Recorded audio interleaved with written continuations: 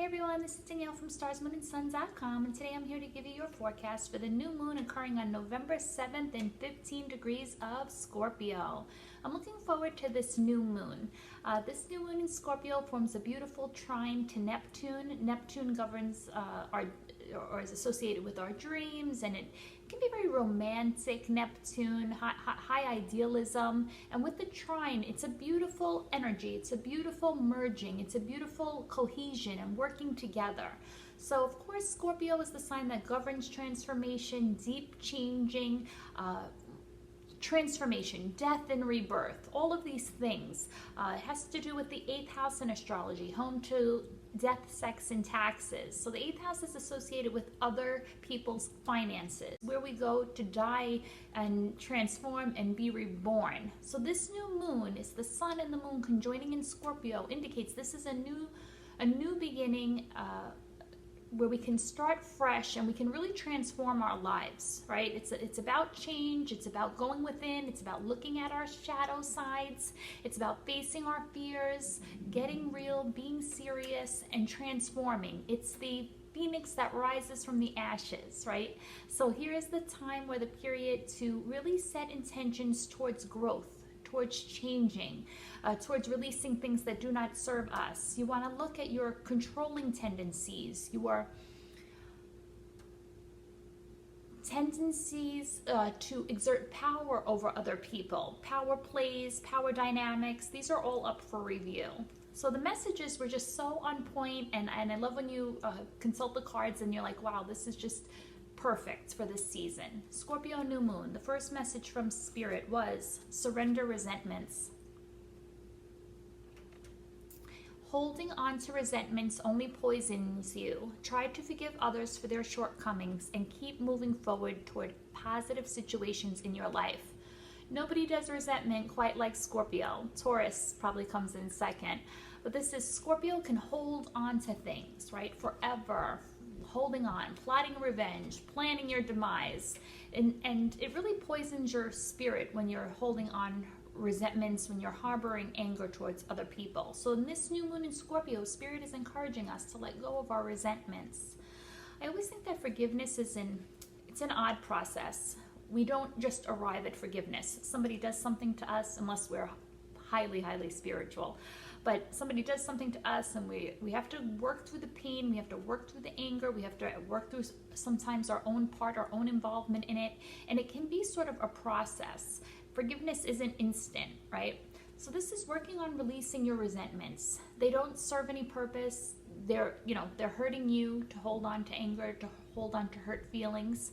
So letting it go, knowing that everybody is doing the best they can from their own level of consciousness. Know a lot of times it isn't personal, and know that anytime a person that wants to hurt you, it's because they're hurting. Hurt people, right? That's how the saying goes. So let go of your resentments. Everybody's doing the best that they can. The second message was kindness. And this says you don't have enemies. Like how Plutonic Scorpio can we get? You do not have enemies. Recognize a friend in every person, no matter how strong the supposed tensions may be. They serve you as a mirror in the game, and therefore they are a good teacher. Appreciate them and be thankful. I think the people that do not change, that do not go away, they are our greatest teachers. They are, I like to say, what you can't change changes you, right? So a lot of times Scorpio, people that are highly Plutonic, want to change the outside, right? And this is sort of a way of avoiding changing the interior. I'm going to change this, I'm going to change them.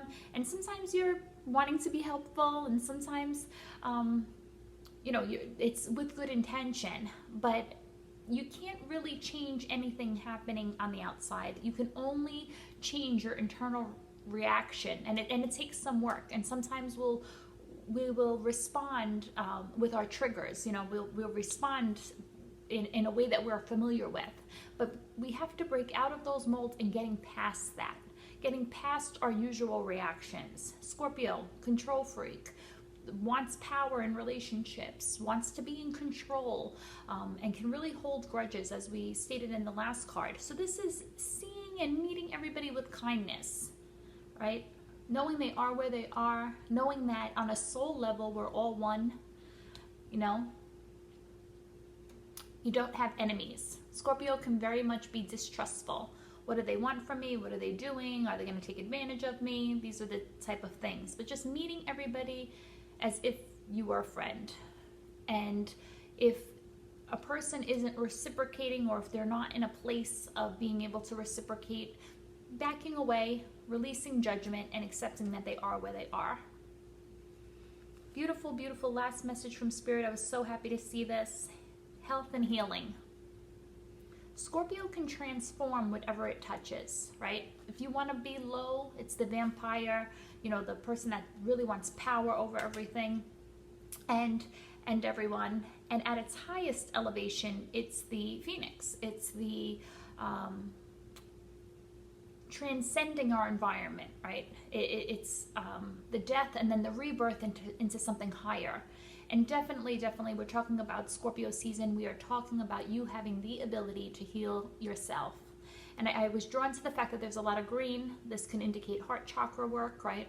You know, heart chakra is associated with green, but health and healing are there for you.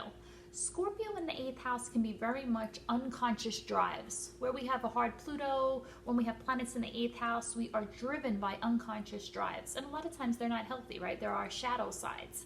They are the parts of us that seem to run away from us. They get away from us. They're the behaviors that we can't get a hold of, that they just seem to defeat us. But you are not defeated. We all have things we have to work on. And this card reminds us that there is health and healing here for all of us this Scorpio new moon. Beautiful Scorpio new moon, trining Neptune.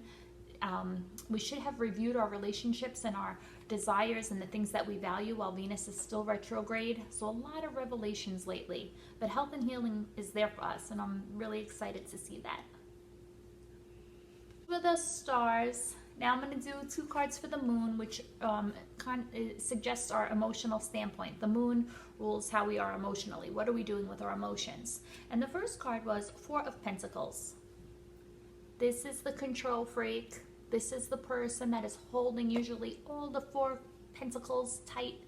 It suggests emotionally guarded, emotionally being closed. It can also be the person that's cheap, right? Nobody ever wants to really see this in a love reading, 4 of Pentacles.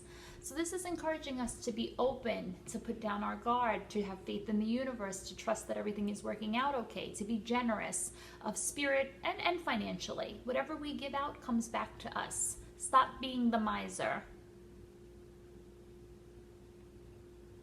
The next message for emotional standpoint was beautiful, beautiful 8 of Wands.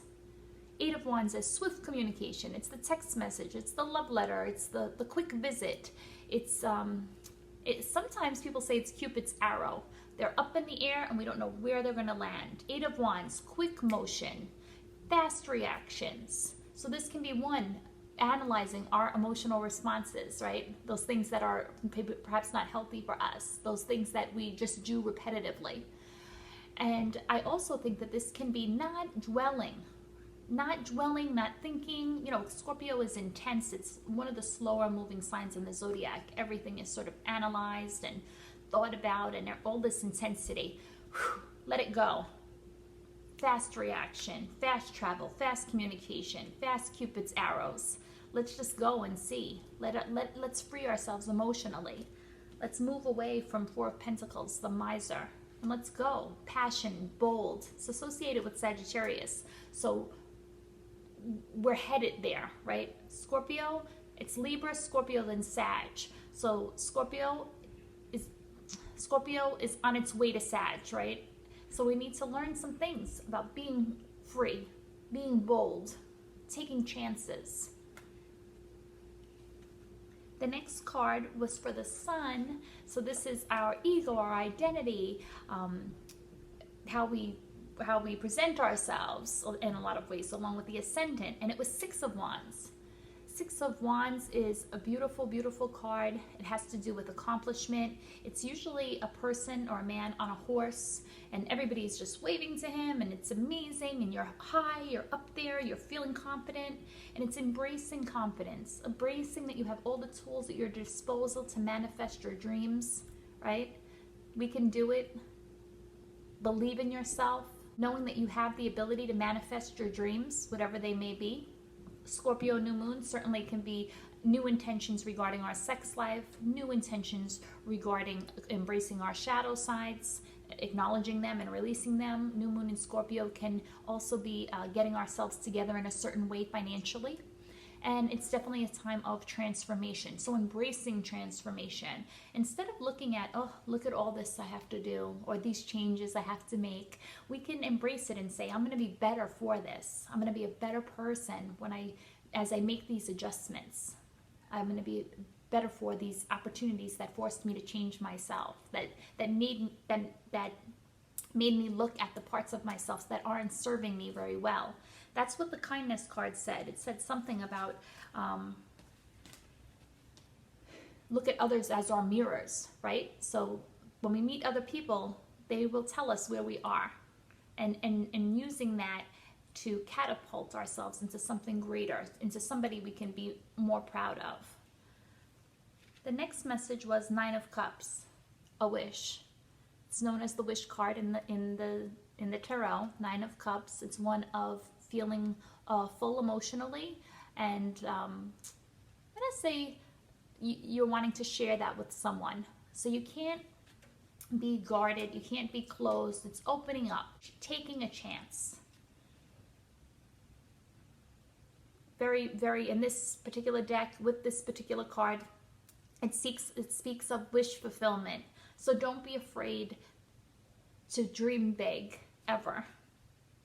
And then the closing message, I was just blown away. Beautiful, the Lovers, right? This is alchemy, the coming together of the divine feminine and divine masculine, working together, integration, making choices, having to choose. Are we going to choose who we were, or are we choosing a new path? Are we choosing what we used to do, or are we choosing something new?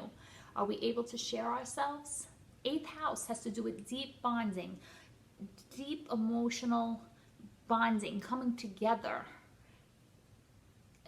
There's a lot. It's a heavy house. There's a lot going on, and this card is asking us as the closing message: what are you choosing?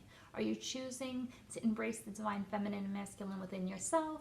Are you choosing things that just keep reinforcing shadow sides, keep reinforcing what you have always done? Or are you making new choices? Are we making new patterns? Are we developing new ways of being that assist us with our health and our healing? Transformation is possible. Healing is possible. Change is possible. That's what this new moon in Scorpio is here to teach us. Thank you guys. You know where to reach me if you want a reading. starsmoonandsun.com. Have a great day.